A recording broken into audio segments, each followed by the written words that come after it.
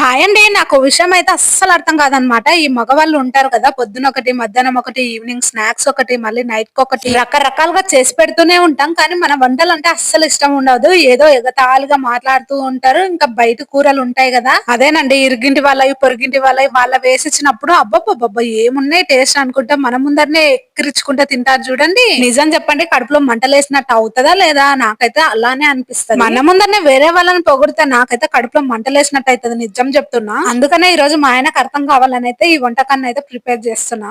మగవాళ్ళంటే అందరిని ఉద్దేశించి కాదు, మరి మీరు వేరే అర్థాలు అయితే తీసుకోకండి. ఈ వీడియో భర్తలు భార్యలని సాధిస్తూ ఉంటారు చూడు, అలాంటి వాళ్ళు ఆఫ్ కోర్స్ అలా అందరు ఉంటారని అయితే అన్నాను.